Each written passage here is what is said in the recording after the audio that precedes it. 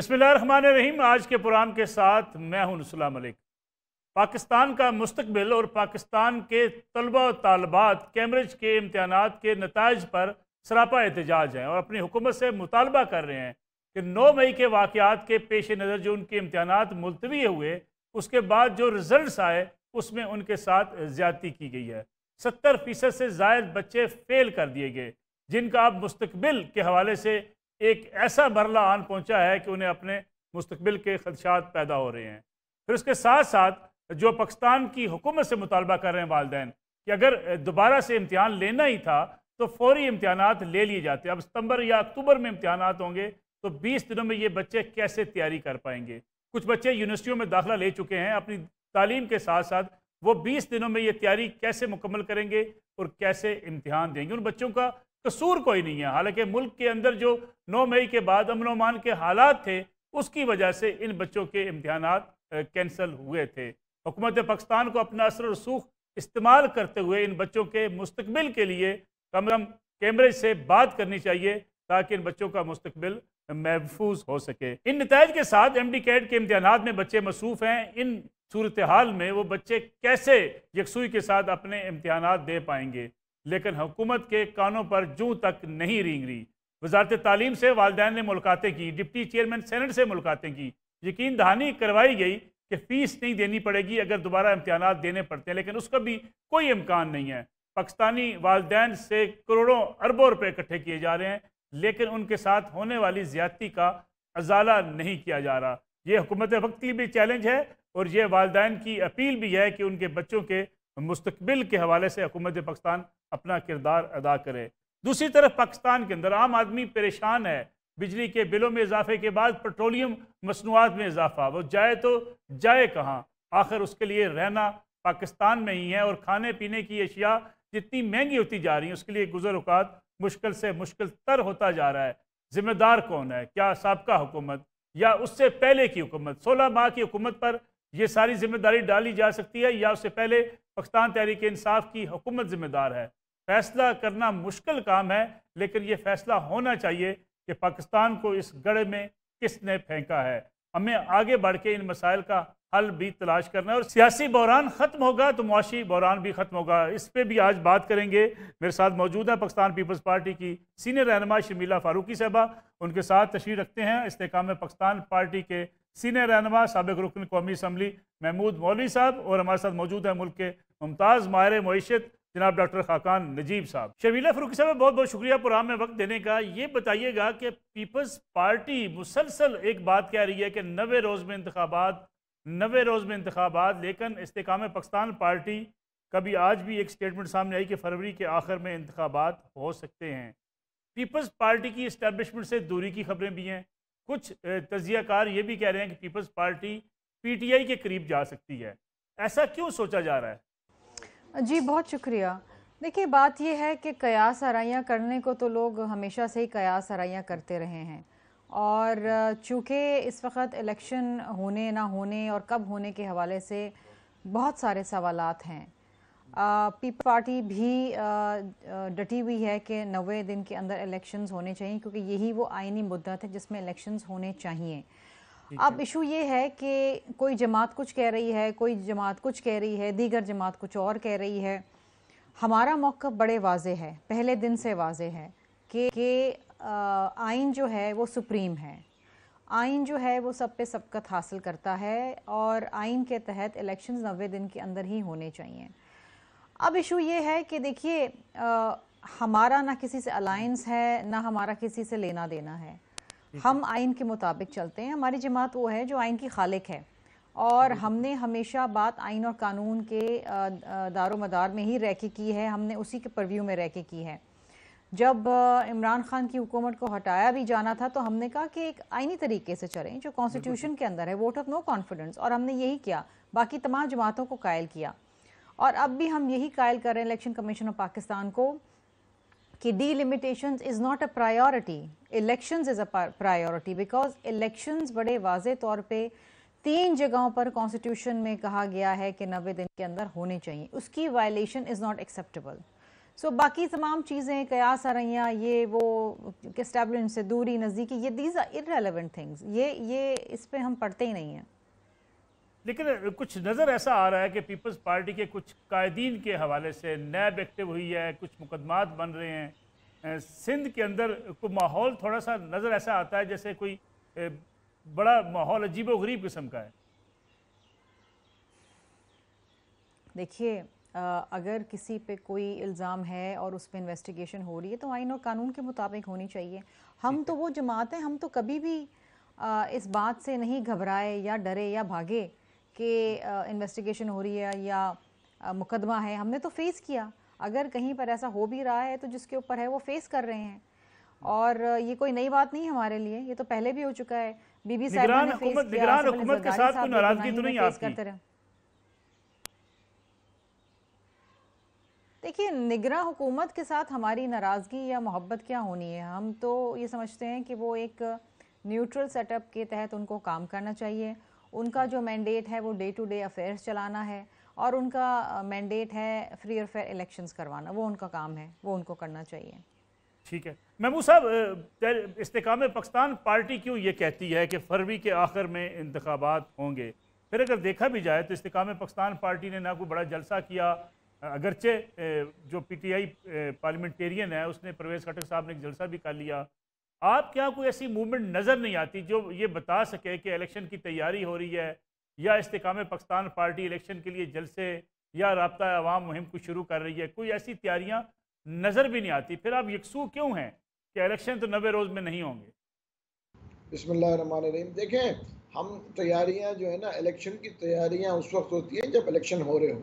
हम इस बात के ऊपर कायल हैं कि इलेक्शंस 2023 में नहीं होते, और ये मैं पिछले महीने 1.5 महीने से कई शोज़ में कह चुका हूँ कि जो है 2023 में इलेक्शन नज़र नहीं आ रहे। अभी सेंसस का इशू है, वो सॉल्व होगा। तो जो हम कह रहे हैं अगर फरवरी में इलेक्शन, फरवरी या मार्च में इलेक्शंस होने हैं, तो अब इस वक्त हम जो है जल्द से जुलूस करके उसका जो है मेरा कहना ये होगा कि कोई फ़ायदा नहीं है। बिल्कुल इलेक्शन से हम पहले बिल्कुल एक्टिव होंगे, और खटक साहब ने बहुत अच्छा किया है और मैं मेरे ख्याल से इनको मुबारकबाद देता हूँ कि केपीके में खटक साहब ने इतना अच्छा शो डाउन किया।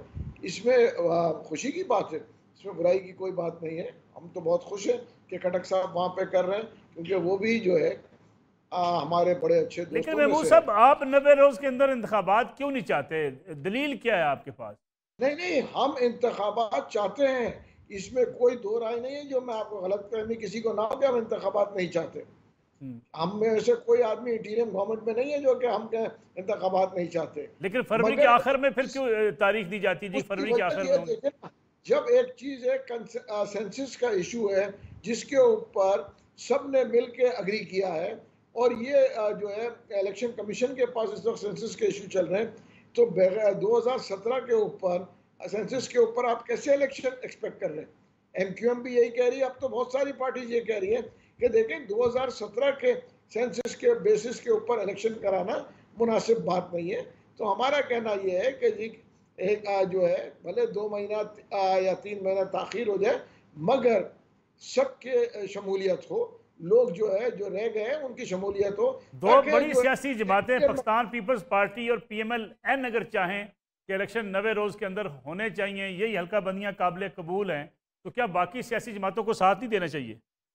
नहीं, उसकी वजह ये देखें ना, बातें करना असेंबली के अंदर PMLN ने जो है शहबाज शरीफ साहब ने जो उसी वक्त कह दिया था कि सेंसस होने चाहिए, उस वक्त तो हुकूमत में थे, मैं असेंबली में बैठा था जब कहा था। तो देखें ना, चीज़ों को, रियलिटी को हम फेस करें ना। हम सिर्फ और सिर्फ स्टेटमेंट्स दें, वो बोलते हैं ना बहस बराए बहस ना करें, जो है हम फैक्ट्स एंड फिगर्स पे आ जाएं। और फैक्ट्स एंड फिगर्स ये है कि इलेक्शन फरवरी से पहले नजर नहीं आ रहे। खाकान नजीब साहब भी हमारे साथ मौजूद हैं, मुल्क के मुमताज़ माहिर मैशत हैं डॉक्टर खाकान नजीब साहब।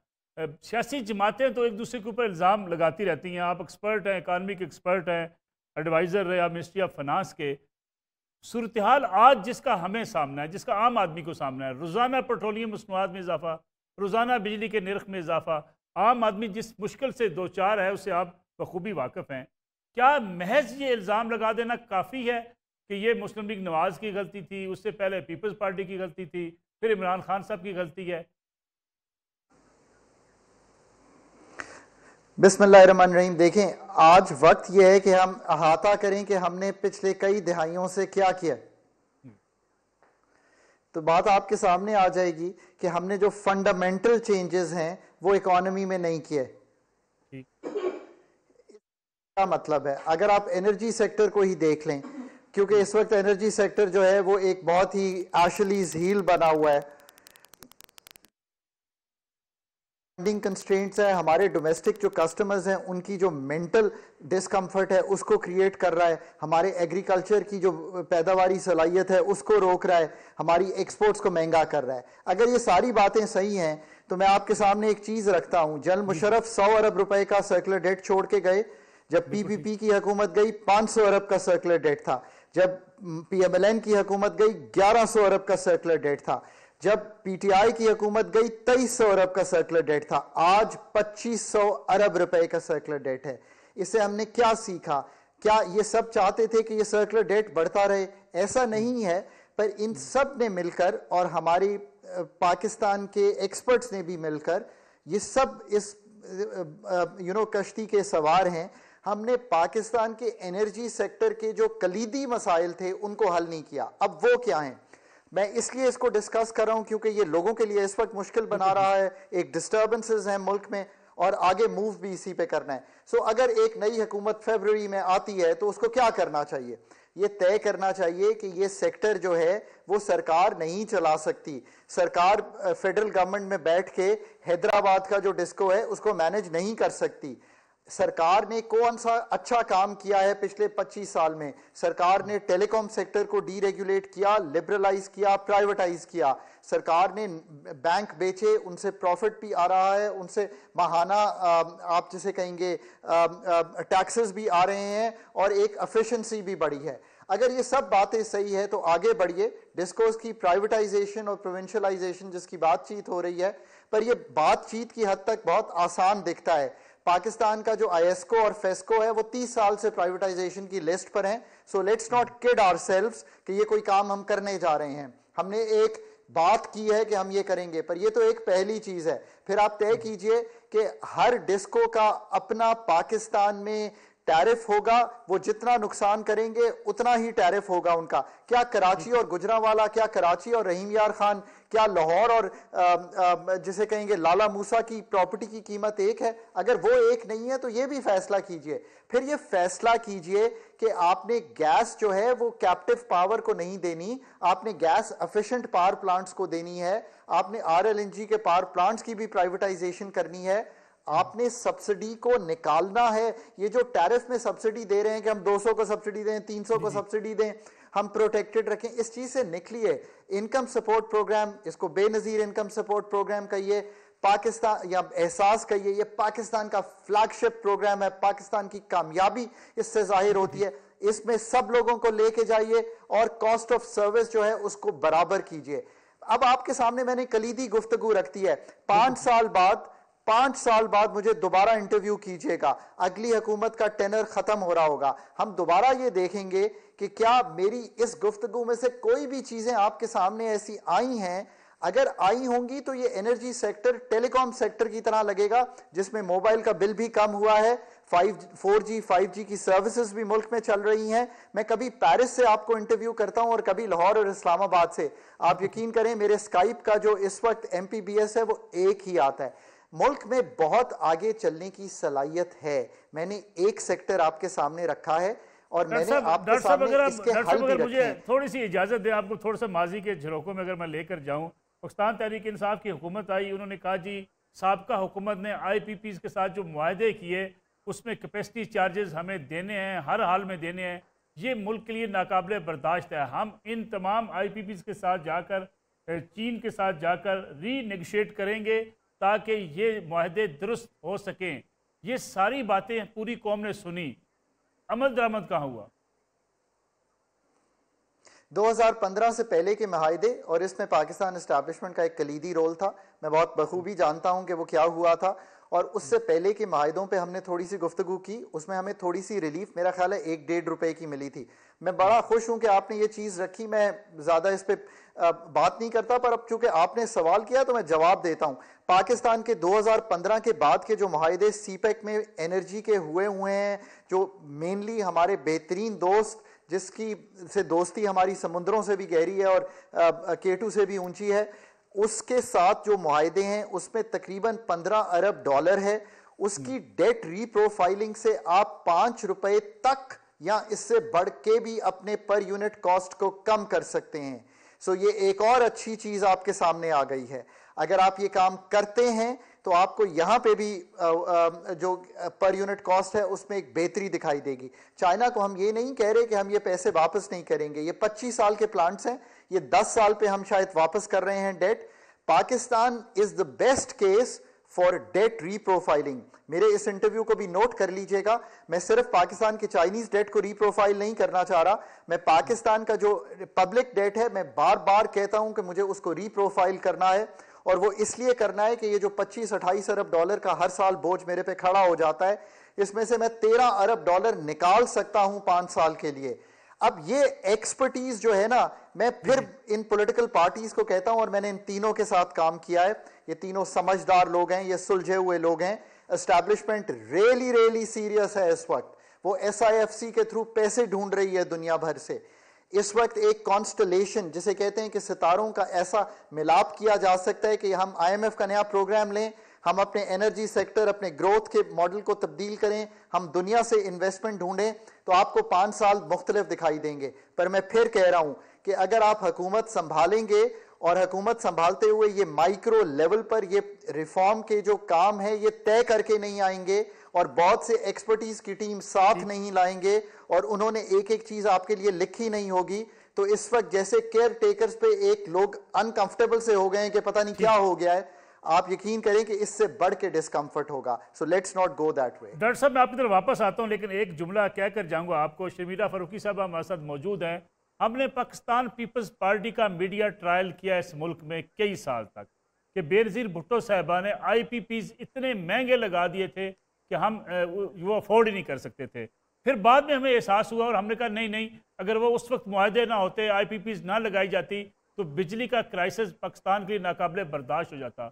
जाने के बाद हमें याद आता है, शर्मिला फारूकी साहबा, ये सारी चीज़ें, ये फैक्ट्स डॉक्टर खाकान साहब हमारे सामने रख रहे थे, क्या सियासी जमातों को इस बात का इदराक नहीं रहा कि अगर मुआशी तौर पर हम मजबूत नहीं होंगे, खा जितने मर्जी हमारी सियासी हुकूमतें आती जाती रहें, मसाइल वहीं के वहीं मौजूद रहेंगे? मलिक साहब देखिए, आप किन सियासी जमातों की बात कर रहे हैं? वो सियासी जमातें जिनका जमहूरियत से कोई लेना देना नहीं है, जिन्होंने कभी कोई कुर्बानी नहीं दी, जिन्हें जमहूरियत का मतलब ही नहीं मालूम है, जिन्हें कुर्बानी का मतलब ही नहीं मालूम है, वो लोगों से आप एक्सपेक्ट करते हैं कि मुहिब वतन होना, जिन्होंने कभी कुर्बानी नहीं दी, जिनके पुरखों ने कभी कुर्बानी नहीं दी। जब पाकिस्तान का क़याम हो रहा था तो वो लोग जिनके दादा परदादा और उनके जो रिश्तेदार थे वो हर चीज़ छोड़ के यहाँ पर आए, ये वो लोग नहीं हैं। ये नहीं समझते कि इस मुल्क से आपकी पहचान है। ये वो लोग नहीं हैं जो समझते हैं कि अगर ये मुल्क है तो हम हैं, इसकी तरक्की में ही हमारी तरक्की है। ये वो लोग हैं जो सिर्फ अपने मफाद के लिए सोचते हैं, जिनमें अना बहुत ज़्यादा है, जिनमें मैं बहुत है, जिनके अंदर सिर्फ ये है अगर मैं हूँ तो सब कुछ है, अगर मैं नहीं हूँ तो कुछ भी ना हो। और वो शख्स और वो जमात मैं समझती हूँ कि इस काबिल नहीं है कि उनके बारे में गुफ्तगू भी की जाए। बात यह है कि इसमें कोई दो राय नहीं है कि अगर पाकिस्तान में इस्तेहकाम होगा तो हमारी ज़िंदगियों में इस्तेहकाम होगा, इस मुल्क के अंदर इस्तेहकाम होगा तो हमारे घरों में इस्तेहकाम होगा। और नेशंस इसी तरह ग्रो करते हैं, कौमें इसी तरह बनती हैं और कौमों को कुर्बानियाँ देनी पड़ती हैं। लेकिन जब ऐसे दरमियान ऐसे दोस्तनुमा दुश्मन आ जाते हैं जो सिर्फ अपने मफाद के लिए मुल्क को इस्तेमाल करते हैं, इस मुल्क की आवाम को इस्तेमाल करते हैं, तो फिर मुल्क को खमियाजा भुगतना पड़ता है, इस मुल्क की आवाम को खमियाजा भुगतना पड़ता है।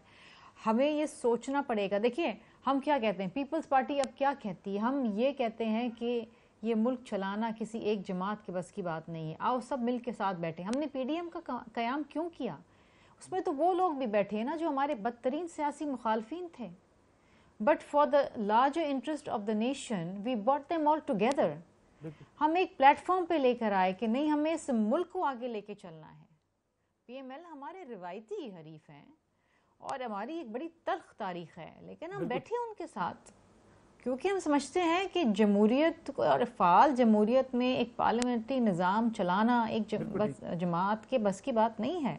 लेट्स ऑल वर्क टुगेदर, अभी भी हम ये कहते हैं। लेकिन उन लोगों को जो जमहूरी सोच रखते हैं, जो अवाम की खातिर इस मुल्क की खिदमत करना चाहते हैं, वो लोग नहीं जो अवाम को वलगराते हैं, जो अवाम को म्यूटनी के लिए तैयार करते हैं, जो इस मुल्क की गयूर यूथ को बिगाड़ रहे हैं और गलत राह पे लेके जा रहे हैं। प्रोग्राम एक ब्रेक का वक्त हुआ है, वापस आते हैं इस ब्रेक के बाद।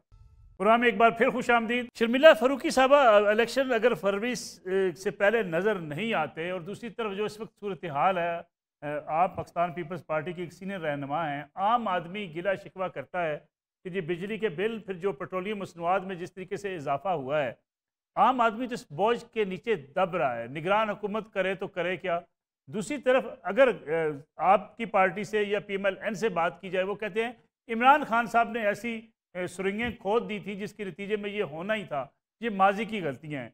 हम एक दूसरे के ऊपर इल्ज़ाम डालकर आगे बढ़ते रहेंगे, आम आदमी पिसता रहेगा।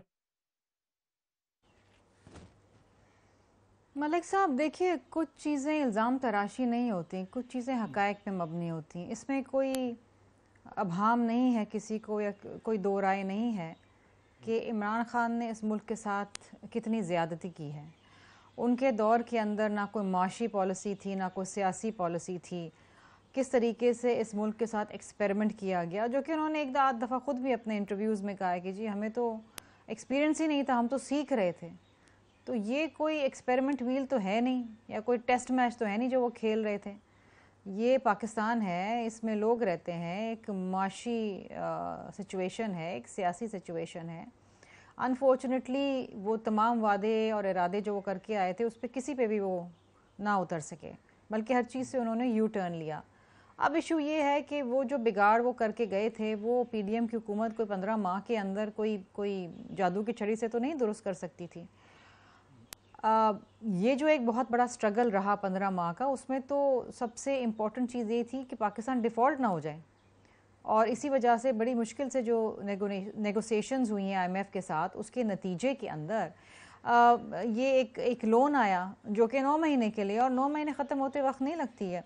अब जो इंटरम गवर्नमेंट आई है, ज़ाहिरी बात है उसके पास ना वो एक्सपर्टीज़ है, ना वो मैंडेट है कि वो आगे क्या करे। ये तो जब हल होंगे मामला, जब एक constitutional free and fair government आएगी। मैं कॉन्स्टिट्यूशनल इसलिए कह रही हूँ, वो हुकूमत आए जो आवाम के वोटों से आए, जो हकीकी तौर पे नुमाइंदगी कर सके। That government which nose the pulse of the people, जो लोगों को सियासी मुआशी इस्तेहकाम की तरफ लेके जाए, जो लोगों को तहफ़्फ़ुज़ दे। आज तो हमारे चर्चेज़, मसाजिद, कोई भी जगह महफूज नहीं है ना। जो हालात इस वक्त पाकिस्तान के हैं वो भयानक होने से कम नहीं है। ये एक this is a very very alarming situation. मैं जब से सियासत में आई हूँ, मैंने इतने मुश्किल हालात कभी नहीं देखे जितने आज हैं, और जिस तरीके से लोग मुल्क छोड़ के जा रहे हैं। अब वज़ीर आज़म साहब कहते हैं इतने बुरे हालात नहीं हैं, लोग क्यों मुल्क छोड़ के जा रहे हैं। आप शायद उन घरों में नहीं जाके आपने देखा जहाँ पर गुज़र बसर करना मुश्किल हो गया है। बिल्कुल। जिसकी तनख्वाह 25,000 रुपये है, वो 40,000 का बिजली का बिल नहीं दे सकता। सो ये वही इंसान समझ सकता है जो सियासी हो, जिसने देखा हो ग्रास रूट लेवल के ऊपर कि किस तरीके से उसकी आवाम पिस रही है। सो इसीलिए जब हम कहते हैं और हम ये बावर करा रहे हैं इलेक्शन कमीशन ऑफ पाकिस्तान को कि 90 दिन में इलेक्शंस कराएं, बिकॉज इससे अगर ये ना हो तो फ्रस्ट्रेशन मजीद बढ़ेगी। लेकिन शर्मिला साहब, सवाल ये पैदा होता है कि ये जो सियासी की तरफ जाएगा, लेकिन ये जो सियासी बहरान है, क्या इलेक्शन से ये ख़त्म हो जाएगा? क्योंकि अगर एक बड़ी सियासी जमात अगर इलेक्शन से बाहर रहती है, उससे इलेक्शन में शिरकत का मौका नहीं मिलता, तो सियासी बहरान तो मौजूद रहेगा, फिर मुआशी बहरान कैसे हल होगा? देखिए मुझे नहीं मालूम आप किस सियासी जमात के बारे में बात कर रहे हैं कि कौन बाहर रहेगा। हम तहरीक समझते हैं कि इंसाफ हर को जमात अगर को कोई लेवल उसको प्लेइंग फील्ड मौका नहीं मिलना मिलता इलेक्शन चाहिए। में पार्टिसिपेट करने का। नहीं, देखिए अभी तो ऐसी कोई चीज़ है नहीं, और मैं समझती हूँ और मेरी जमात समझती है, and we believe in this, we truly believe in this, कि everybody should be given level playing field. हम तो चाहते हैं सब अपनी किस्मत आजमाएं। लोग जानते हैं किसने क्या किया, कितना डिलीवर किया, कितना झूठ बोला, कितना सच कहा, लोगों को फैसला करने दें। और लेकिन अगर किसी पे कोई मुकदमा है और उसमें कोई सज़ा आती है और उसके नतीजे में कोई ऐसी डिस्क्वालिफिकेशन होती है, वो तो जब की बात है, देखा जाएगा। देखिए कानून तो हरकत में आएगा ना, the law will take its course. आप ये नहीं कह सकते कि जी मैं चोरी भी करूँगा, मुझे कोई पकड़े भी नहीं और मुझे कोई बंद भी ना करे और मेरे ख़िलाफ़ कोई कार्रवाई भी ना हो, तो this doesn't work like this. जहाँ कहीं यहाँ तो मुकदमात लोगों के ख़िलाफ़ बने हैं, लोगों को घसीटते हुए अस्पतालों से लेके जा चुके हैं, बहुत सारी चीज़ें हुई हैं।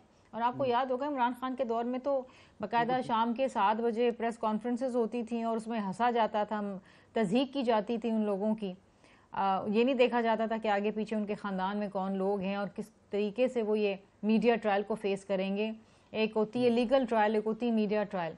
सो ये सब तल्ख़ हकीकतें हैं जो अब इनके सामने आ रही हैं। महमूद साहब, आपका बयानिया क्या होगा? यानी पूरी तहरीक इस्तेकाम पाकिस्तान पार्टी तो पीटीआई से निकली, पीटीआई के अब मद्दे मुकाबल होंगे, क्या लोग आपके इस बयानिए को बाय करेंगे कि भाई आप उनके साथ भी थे, अब एक नई सियासी जमात बना चुके हैं, लोग पीटीआई को वोट ना दें, आपको वोट दें?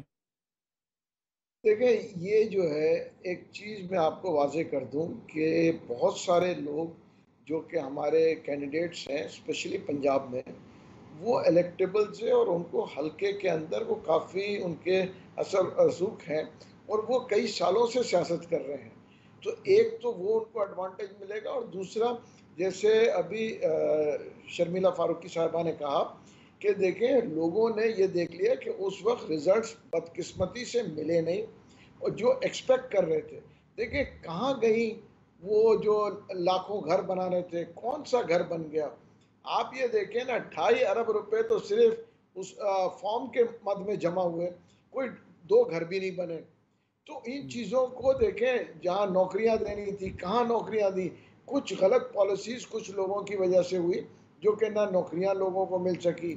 मैं ये पूरा इल्ज़ाम नहीं दूंगा कि आज जो महंगाई है पूरी पीटीआई जिम्मेवार है, ये होना भी नहीं चाहिए कि हम एक दूसरे पे इल्ज़ाम देते रहे, ये बदकिस्मती है। हम सारे पॉलिटिशियंस को ये मेरे ख्याल से ये सोचना चाहिए कि इस ट्रेंड को हम चेंज करें। देखिए, पीएमएलएन जब उतरी तो वो पीपल्स पार्टी को बुरा भला कहती रही, पीपल्स पार्टी जब उतरी वो पीएमएलएन को बुरा भला कहती रही, फिर इमरान खान साहब आए, वो दोनों को बुरा भला कहते रहे। हम इस कौम को आगे ले जाने की बात करें, हम लोगों के मसाइल को हल करने की बात करें, हम इश्यूज़ की बात करें। हम हर वक्त बैठ के ये कहें कि जी आज महंगाई हो गई है तो पिछली हुकूमत है, ये रियलिटी नहीं है। उसकी वजह रियलिटी ये है कि देखें, इकोनॉमिक रिफॉर्म्स आना चाहिए, इकोनॉमिक के ऊपर बैठ के सबको समझौता करना चाहिए कि देखें हम इन पॉलिसीज़ के ऊपर सब मिल बैठ के इस मुल्क को आगे ले जाएंगे। हर एक एक चीज़ के ऊपर देखिए, अगर हम इकोनॉमी के ऊपर बात नहीं करेंगे और सिर्फ एक दूसरे पे तनकीद करते रहेंगे तो ये मुल्क आगे कैसे बढ़ेगा? बिल्कुल ठीक, बिल्कुल ठीक है। महमूद साहब, अगर हम माजी की हुकूमतों की बात करें या आज जो निगरान सेटअप उसकी बात करें, पूरे इस तसलसल में अगर आप एक चीज़ देखें, मुझे याद पड़ता है स्टील मिल को जब जो है बेचा जा रहा था, 2-3 सियासी जमातें मैदान में आ गई, एक सियासी जमात ने धरना दे दिया। पीआईए को आसिफ अली जरदारी साहब टर्किश एयरलाइन के साथ एक मुआहदा करने जा रहे थे कि पाकिस्तान से पैसेंजर जो है वो लेके टर्किश एयरलाइन जाएगी, आगे पूरी दुनिया के रूट्स हमें मिल जाएंगे, हम शेयरिंग करेंगे प्रॉफिट को। दूसरी सियासी जमात ने एहतजाज किया, नहीं होने दिया गया।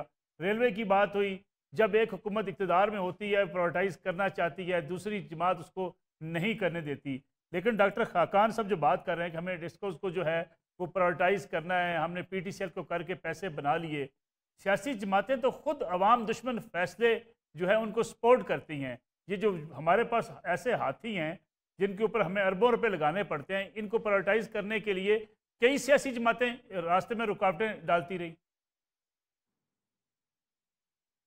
देखें, आप जो कह रहे हैं बिल्कुल सही कह रहे हैं और इसीलिए मैं पहले भी अर्ज कर रहा था कि मिसाक जमहूरियत तो हमने साइन किया है, मीसाक मईशत भी साइन करनी चाहिए, ताकि जो भी पार्टी आए हुकूमत में वो उन चीज़ों के ऊपर अपोजिशन तनकीद ना करे जो कि मुल्क के मफाद में हो। बिल्कुल मैं आपसे इत्तफाक करूँगा, स्टील मिल को प्राइवेटाइज जब कर रहे थे, जो पार्टी इख्तदार में नहीं थी वो उसको क्रिटिसाइज करती है कि नहीं जी हम आपके साथ है, हम जो है लोगों के साथ है, हम इसको चलाएंगे।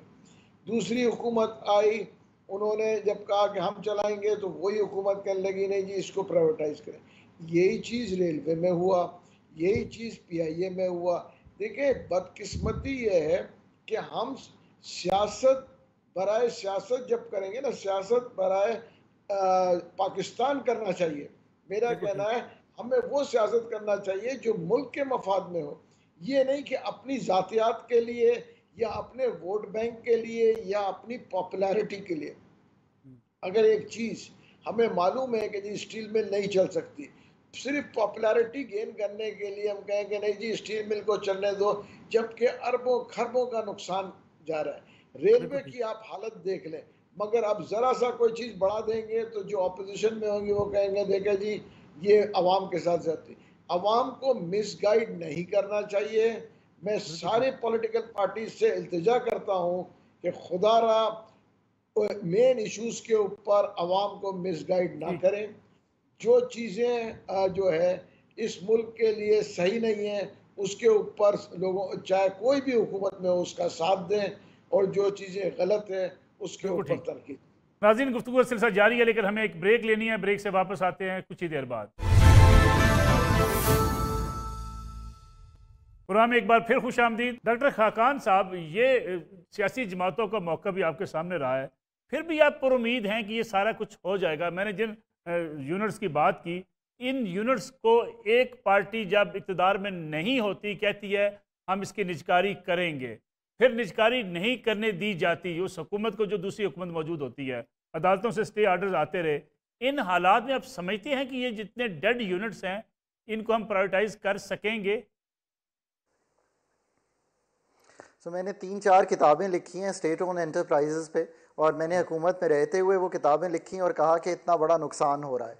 अगर हम ये समझेंगे नहीं कि ना सिर्फ नुकसान हो रहा है, बल्कि जो पेंशन का बोझ है, जो वेजेस का बोझ है, जो इनएफिशिएंसी का बोझ है, वो पूरे मुल्क की इकॉनमी को, जैसे हमने एनर्जी सेक्टर की बात की, डिस्कोस भी आप चला रहे हैं, जनरेशन भी आप चला रहे हैं, NTDC भी आप चला रहे हैं, पॉलिसी भी आप बना रहे हैं, रेगुलेशन भी आप कर रहे हैं, नहीं कर पा रहे ना।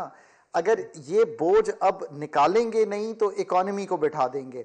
मैं ये समझता हूँ कि इतना शऊर ज़रूर है हमारी पॉलिटिकल पार्टीज़ में। और दूसरी बात यह है कि हमारे जैसे समझदार पॉलिसी मेकर्स को अब इनको कन्विंस करना है कि ये इनके लिए ही बेहतरी है। जब ये काम करेंगे तो तब ये नई नौकरियां क्रिएट करेंगे। मिसाल देता हूं, क्या टेलीकॉम में 4-5 ऑपरेटर्स आए, उन्होंने नई नौकरियां क्रिएट की? क्या PTV के बाद इतने 25 चैनल बने तो क्या नई नौकरियां क्रिएट हुई? आपके कैमरामैन मेरे साथ बैठे हैं, आप मुझे इंटरव्यू कर रहे हैं, ऐसे ही 4 और लोग आज शाम को मुझे इंटरव्यू कर रहे हैं। क्या अगर PTV होता तो हम इतनी नौकरियां बना सकते थे? कतई तौर पे नहीं। अगर ये बात सही है, और ये बात मैं आपके सामने मतलब मिसाल के साथ रख रहा हूं, तो ये तो बहुत बाशऊर लोग हैं, ये तो पल्स समझते हैं इकॉनमी की, ये पल्स समझते हैं लोगों की। पर हम जैसे लोगों ने इनको कन्विंस ये करना है कि it is good for them, it is good for the people of Pakistan, for the economy. But अब ये एग्जिस्टेंशियल थ्रेट बन गया है पाकिस्तान इकॉनमी के लिए। या हम बिल्कुल नीचे चले जाएंगे जहां से रिकवरी तकरीबन श्रीलंका वाली सिचुएशन बन जाएगी और इतना बोझ पड़ जाएगा। पर मेरा ख्याल नहीं हम उस तरफ जा रहे, बिकॉज ये लोग भी और एस्टैब्लिशमेंट भी इस वक्त बहुत कन्विंस्ड हैं कि we have to move the other way. और हम ना सिर्फ IMF का ये प्रोग्राम करें, हम IMF का नया प्रोग्राम भी करें, हम पाकिस्तान की इन्वेस्टमेंट भी लाएं और पाकिस्तान के स्ट्रक्चरल मसाइल को भी हल करें। ये बड़ी क्लियर पिक्चर है जो पाकिस्तान इकॉनमी की अगले 5 साल में बननी है। मेरा नहीं ख्याल कि कोई भी अब इससे इनहराफ कर सकता है।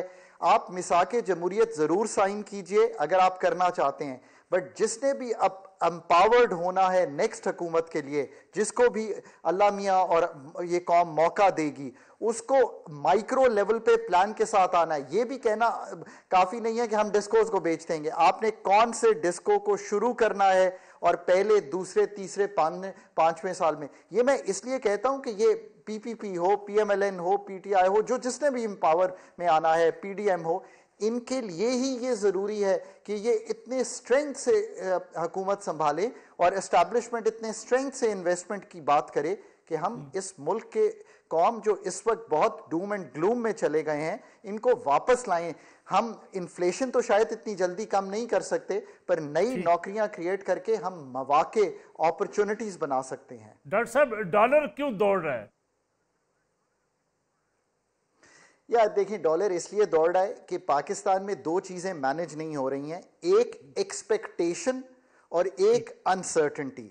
एक्सपेक्टेशन ये मैनेज नहीं हो रही कि इकोनॉमी जो है वो संभल गई है, इवन आईएमएफ प्रोग्राम के जाने के बाद भी संभल गई है, और ये भी मैनेज नहीं हो पा रहा कि इनफ्लोज जो हैं वो कितने हैं, वो क्लैरिफाई नहीं हो रहा।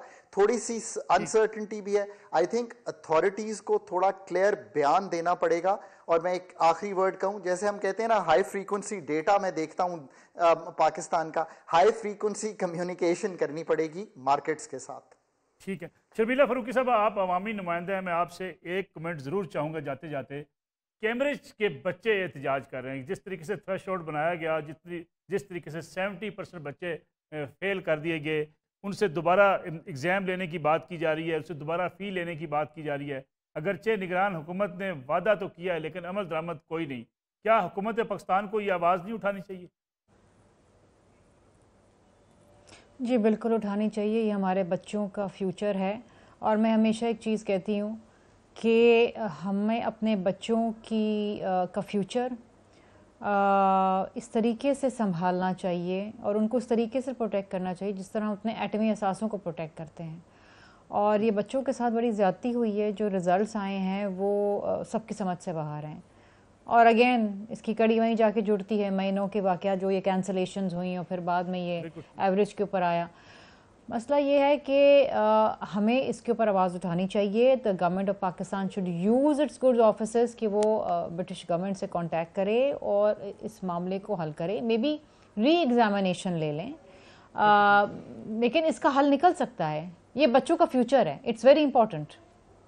Thank you very much. Sharmila Farooqui साहब हमारे साथ मौजूद थी। महमूद मौलवी साहब इस्तेकाम पाकिस्तान पार्टी से, और डॉक्टर खाकान नजीब साहब ने हमें ज्वाइन किया। नाज़रीन, आज का प्रोग्राम था। इंशाअल्लाह कल आपकी खिदमत में दोबारा हाज़िर होंगे। इजाज़त दीजिए। अल्लाह।